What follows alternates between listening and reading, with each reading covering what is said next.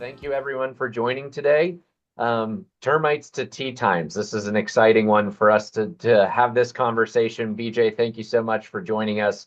We love kind of the great success stories and getting to hear after the fact how life's going. So we're really happy to have you join and thank you so much. Just for the group's sake, we do have a Q&A function that's at the bottom of the screen there. And if you want to ask questions throughout, please don't hesitate to do that. We love questions throughout, and we'll try and facilitate anything that you have coming across throughout this live webinar. Just did want to mention to everyone that a recording will be available. So if you have to jump early, you can watch the replay after. We're shooting for just about 30 minutes here. And then if you have any follow-up questions, don't hesitate to reach out to me or Bob or anyone on the Cetane team. And if you'd like to connect with BJ after, we'd be happy to set you up so you can talk with him. But I think at this stage, Bob, I'm going to turn it over to you and let you intro yourself and BJ, and then we'll get right into it. Thanks, Barrett. I'm Bob Williamson from Cetane, and I represent Cetane primarily in the pest control, lawn, and landscape arena. And I was lucky enough or fortunate enough to meet BJ Riley about 1.5 years ago and help BJ sell his business in central Pennsylvania. So I'm very, very happy to have BJ here. BJ, welcome. So to start off, to kind of give you a background, I'm going to ask BJ to give me the BJ Riley Termite and Pest Control. How'd you get in business? How many years were you in business? And how did you get to where you are today? Been in business for 43 years. I was dating a girl back in 2002, and her dad was getting ready to start his own pest control business. He had been a district manager for Orkin and decided to go on his own. And so I went with him on a couple jobs. Specifically, one I remember is a bird job we were doing down in Glen Rock, and we pre-baited these birds with corn. And remember, this is 43 years ago. And then we applied strychnine corn, and birds are flopping all over the place. And I asked him, I said, "You get paid to do this?" And it was just a fun and exciting experience. And that's what kind of got me into the field. He needed help. I think I went in at like $6 an hour, left my job that was paying very well. And because it was just something different every day, it was a new challenge, and fell in love with it. Very cool. So you stayed in business, and I think you met 1983. You said 2003, correct? Oh, yeah, 1980. Yeah, I guess it was that far back. Okay, I'm kind of doing some quick math. So 83, 43 years. So at what point, BJ, did you realize that you may want to sell the business? Well, I always was shooting to be done by the time I was 65, which I am now. Wasn't sure that was going to be attainable, but I knew about 2 years prior that I had to kind of tie things up, have the books in order, really start to seriously think about being done. So it was probably, the main question in my mind was, can I afford to retire? What is my company worth? I didn't know. And, of course, I set up a meeting with you, and that was where we got started. Right. So how was the process, and what was hardest? What surprised you the most in going to sell your business, BJ? I guess the most surprising, it went very fast. I think the whole process took 5 months from the time we met until it was actually sold. And what was surprising is how much due diligence Cetane does as far as getting into the books. You guys put out a very accurate representation of what I had to offer. And a funny story on that is my daughter runs the office, and when you're selling a business, you don't want to stir people up, your employees and folks, so you try to keep it on the down low for a while. So when I had to come up with all this information, where I normally have people that do that, I had to kind of do it myself. So I found that quite challenging, but yeah. That's good. So in the process, BJ, everything went other than that, I think, because it was a really good deal. You did a really good job getting us the information. So you and your daughter, eventually you told your daughter. How was it when you eventually told your daughter, BJ? Tell me that story. Well, it's a family-owned business, so it was, a long chapter coming to an end. So it was a little sad, but Maggie knew that I was getting to the point where I wanted to be done. It seems as you get older, you get aggravated a little quicker than you used to. So, it was time. Dealing with, you know, truck breakdowns and HR issues and text calling in sick. And it started to get old for me. So that's what kind of hastened the decision to retire. One of the things, BJ, we really try to do is make sure you get a really good chance to meet the buyers before you make a decision. All right. Tell me how that process was for you. Well, as I recall, um, when we went into it and you guys had obtained all the information that we needed, there were, 15 people interested. And I'm not quite sure how you guys do it, but I know you don't just let anybody look at my information that's just curious to see, where I'm at or what my company's doing. Uh, but I know you broke that down to then some serious people that were seriously interested in. And what I did enjoy doing was we did the sit down with three different companies, and I think it was 2 hours we spent with each company. Yep. And they heard my concerns, what I was looking for. People that somebody's going to take care of my customers and my employees.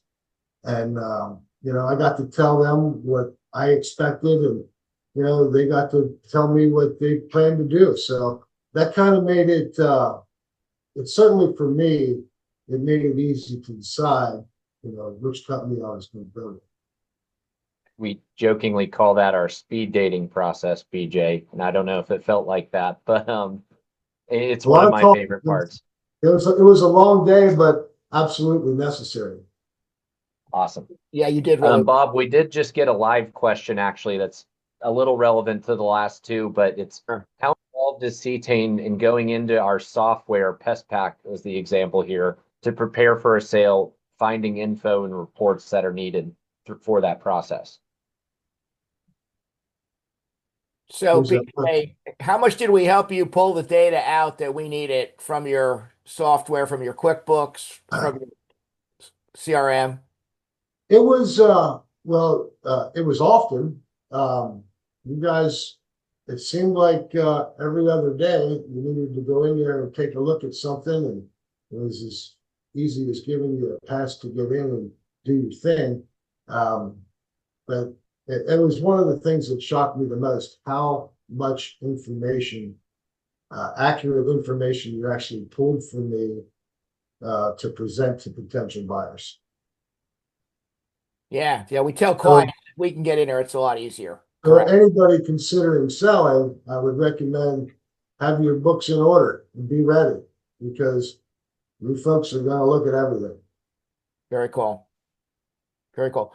So, BJ, as we went through the process and we realized and we accepted an offer, tell me about the countdown to closing and how the closing went with your staff and how stressful that was and how it ended up going.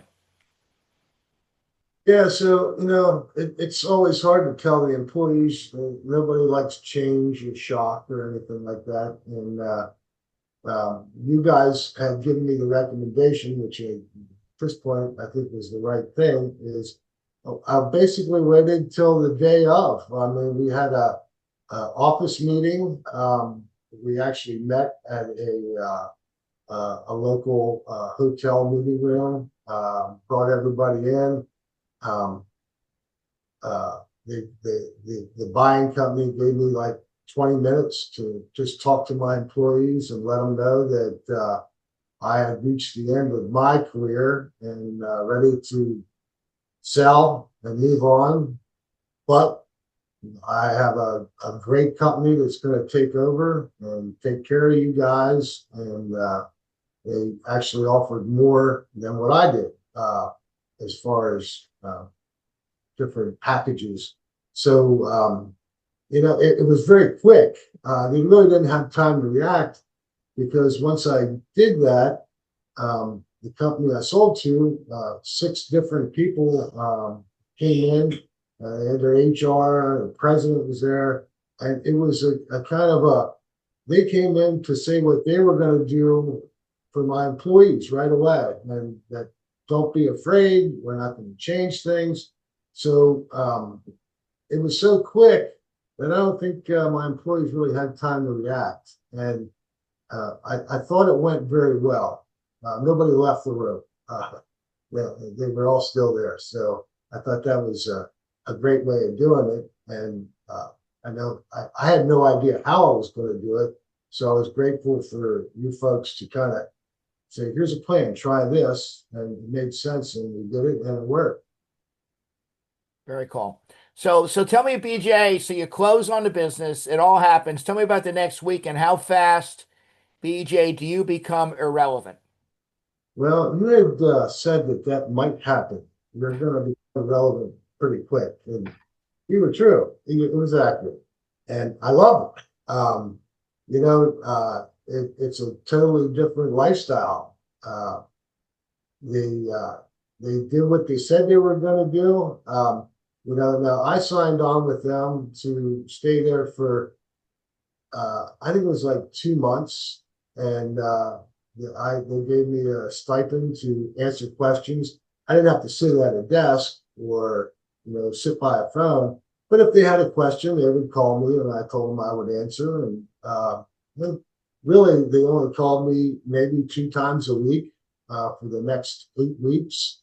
And it really was not very painful at all. And the transition went very well. And my new lifestyle, I don't quite have to get up at 6 o'clock every morning now, which is very nice. And it just takes a lot of the stress away. And I'm very much enjoying it. BJ, what do you miss about the business? What do you wake up some days and realize that you might have really loved doing? Probably the camaraderie of the team. I saw my daughter every day. I don't get to see her quite as much now. I miss just the routine of it. I miss solving problems, having people happy with us, hearing good things about my company. I certainly don't miss the grind, but you had asked me the other day if I missed anything, and I said I don't miss a thing. But I thought about that, and that's not necessarily true. Right. So BJ, you actually had an addition on your home and ran it kind of from your home for most of the time, correct? That is correct. So the day after, so soon after you sold, your whole home changed. I mean, your driveway changed, right? It did. Where techs would show up any time of the day to get water or get chemicals and equipment all day long, in and out. I have a beautiful pool in my backyard. You can't be laying in your pool any point of the day because Right. you're in your pool laying down and they're sweating and working hard, and it just.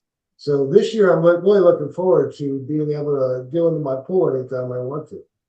That's very cool. That's a big deal when it's run from your home all those years to suddenly not have that activity.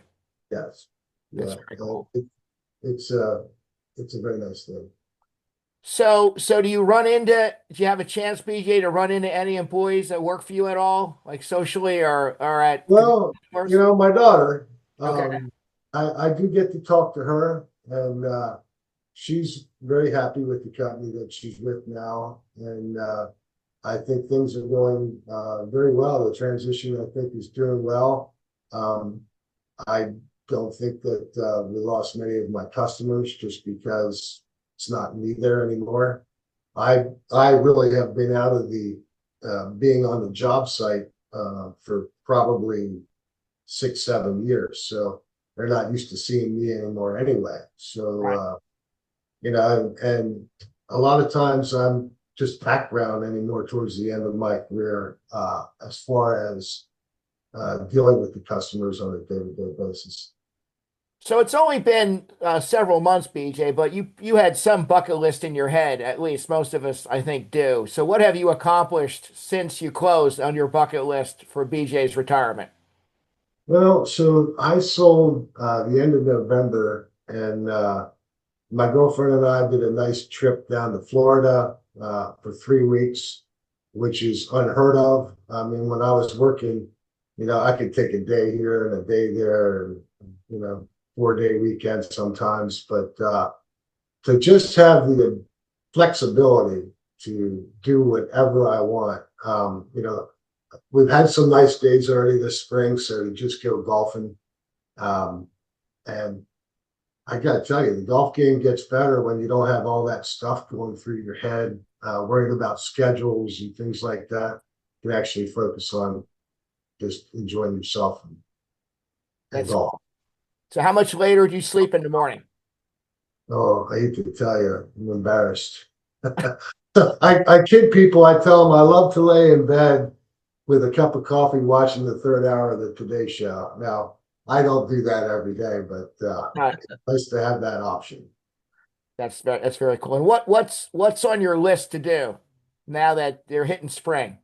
Well, we we have taken some off or some bedrooms in the house as offices, and the company that actually bought me out actually rented back from me for 2 months. So everything was still run very smoothly. So now they are out of basically my upstairs of my house, above my garage, and so we painted all those rooms, and we spent time doing all that. And now my biggest problem is I have a big empty office, and painted the room, and it's beautiful, and I got to figure out something to do with it. I think I'm maybe putting a pool table up. Very cool. Very cool. Very cool. Barrett, do you have other questions from our audience? We do. And then just one I wanted to ask BJ, that one of the funny things I hear about after the sale is running into maybe your Amazon or your Netflix was tied to your work email. Has there been any pain points like that of just things you maybe didn't think about switching? Yes, it has happened. It has happened uh, through the house, because it is tied in together. Business Comcast business is very expensive, but necessary when you have a bunch of computers in the house. Expensive, and so I canceled that to, of course, save myself a lot of money a month. And when I got back from my 3 week vacation, I had no internet in my house. And so switching from commercial to residential, now I'm a brand new customer. And guess what? You have to wait 5 days. So 5 days of the DVD playing, it's the only way to watch TV. So that was hurtful. But overall, I try to keep all the ducks in a row, but some sneak through. Yep. Well, hopefully not too painful, but we do hear about some of those Right. little issues happening. That's it. It's you're not treated as nice when you're not the commercial customer, right? Right. So BJ, there's a few questions here that are tying actually to the value range analysis. Do you remember the value range analysis that we did kind of before we got started? And can you walk us through how that was helpful before you even signed up with Yeah, Cetane? yeah, because before I ever wrote a check for anything, you guys did come back with your estimated value, and but you were very clear in saying that this isn't guaranteed. This is, because that's always the big question and how you get started when you're ready to do this is what is my company worth in today's market? Because, as a business owner, you hear all the rumors with through your associates, what somebody got that just sold out, and that's really all irrelevant when you're getting ready to retire. You need a real accurate number. And when you guys came in, was a number that I thought, well, that's close. I could probably live with that. Um, and Bob was always good at giving me percentages. Well, it's 60% chance you'll get that number. And as we went through the process, he always gave me percentages. So you guys never overestimated the value, inflated it to a point where it was unrealistic. And I went in there with high hopes and got dashed. Actually, in my situation, got more than what you guys even expect. So it's an important thing. And I think that's really the front door threshold of when you decide to say, yes, I'm going to sell. It's a very important part of what you guys did. And that's what really got the ball rolling. Yeah. Awesome. Well, that hit the nail on the head, and that's exactly why we like to do it, BJ. The question I have here is, do we, Cetane, have different valuations on pest control, termite renewals versus L&O work when determining a price for a company? How do we determine it? I think to that point, every business is different. So it's hard to say what one business is worth this multiple without really getting into the weeds. So my point of kind of letting BJ talk about that value range analysis is we like to do a little upfront work so we can really get to that number that we think is reasonable and attainable. And then I think our goal is to meet and exceed it. Now, we don't set a price on the business. I think that's important to note is we just put together the financial information and let the buyers come up with the price. It's not like selling a house, BJ, and maybe if you've got some notes on that, how the competitive auction process was beneficial.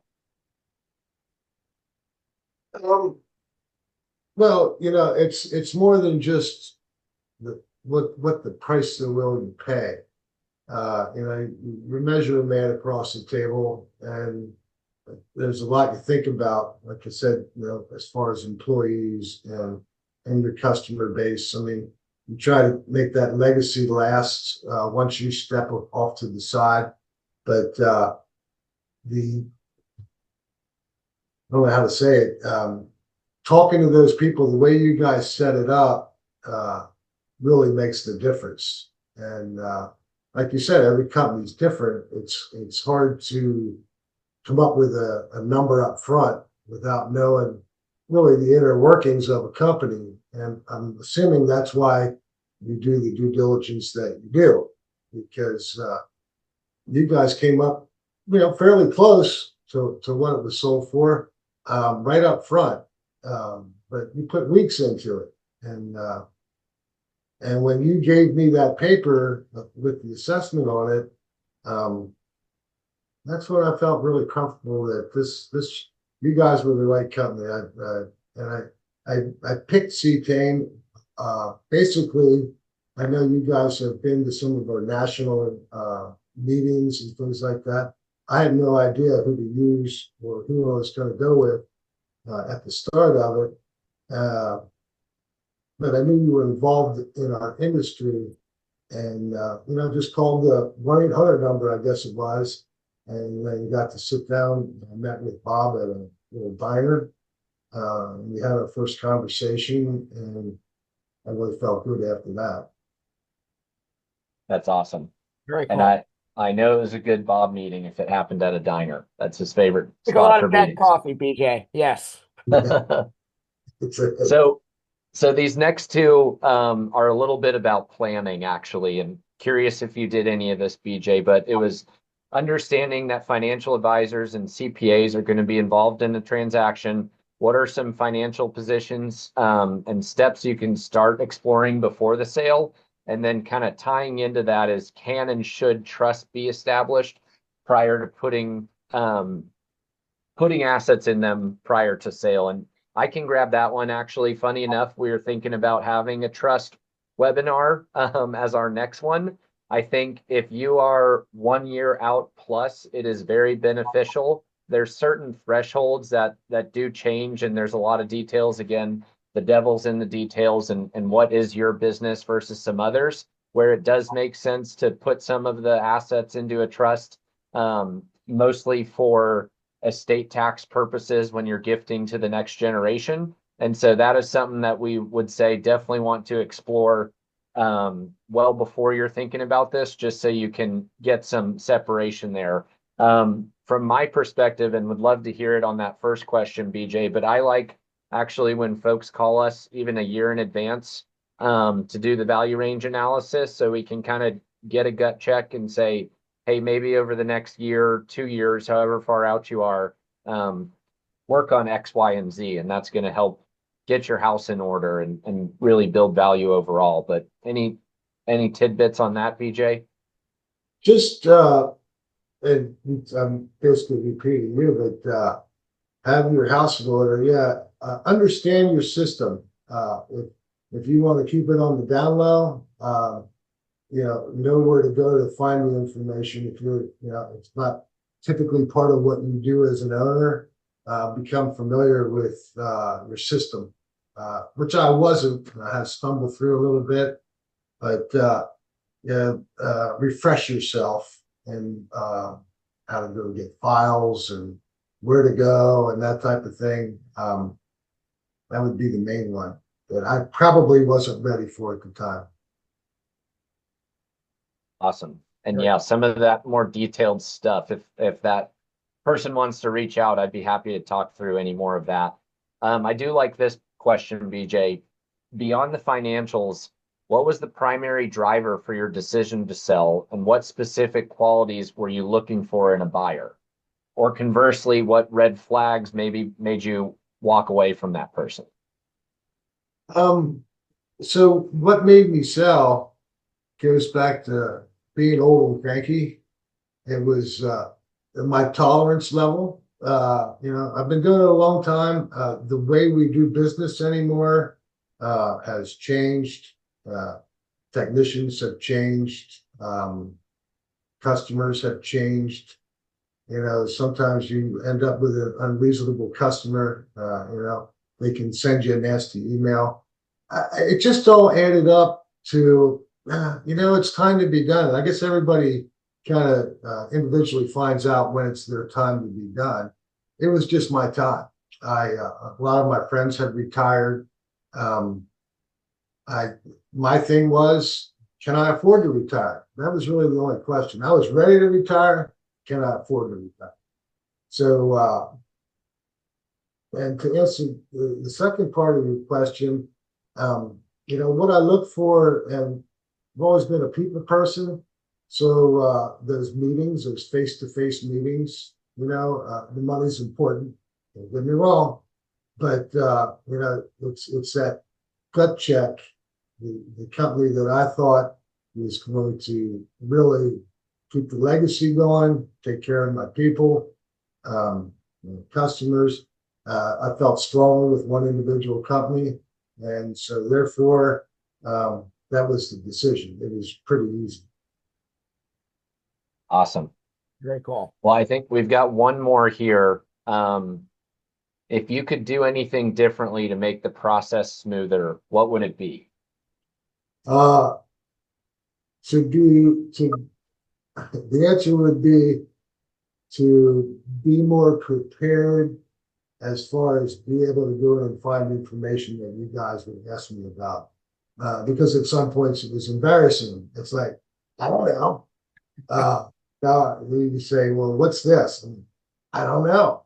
I know Maggie knows, but I can't ask Maggie. So that's where I was unprepared. But to be honest with you, I agreed to do this because you guys, Cetane was very professional. I enjoyed doing this because I think if I could push people to you guys to sell their business, I know that they're going to be happy with what you do. I mean, you get a fair compensation for what you do. but there was never a point where I was frustrated. Bob is so quick to respond. I mean, it's like he's sitting on his phone. I send out probably 100 different texts to Bob, and 95% of them I got responded to within 5 minutes. And then whenever we had issues with the finding certain files, Duncan was always in there. Guy was quick. He was good. Your legal department. When I had my lawyer involved in when we were coming down to the point where the rubber was meeting the road, it was happening. Your legal department jumped in. It was a stress-free experience for me. It really was. That's great. Great call. Thank you. Yep, it's good to hear. We work hard. We want it to go this well, BJ, and you did a great job on your end. You were Yeah. very, very fun in the buyer meetings. Yeah. Right. Most people get nervous. I did not feel you were nervous. No, I enjoyed the process I can because tell. it was one day closer to retirement. Yeah, I think you play poker at the golf club when you're not playing golf. We did. We did good, right? We did really good. Yeah, it was entertaining. Yeah. Awesome.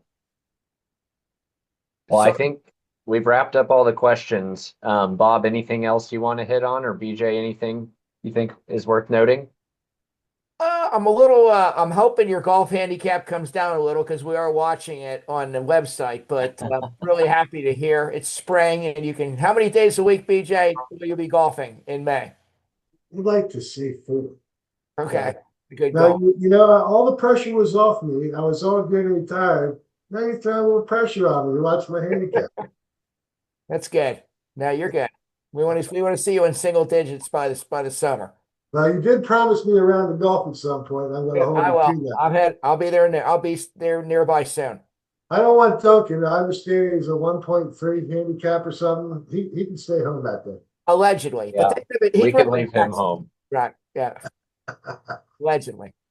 So, all right. I think Barrett, we're good. BJ, thank you so much for jumping on. Thanks everybody else. And by the way, I think Barrett, we know any questions you have, you can send our way.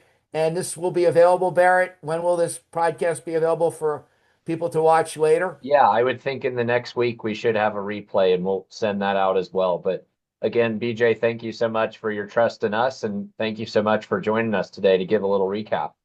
Well, it was a pleasure working with you folks, and I would highly recommend you. I really would. Thank you, BJ. All right, folks. Thank you. Thanks everyone for joining. Yep.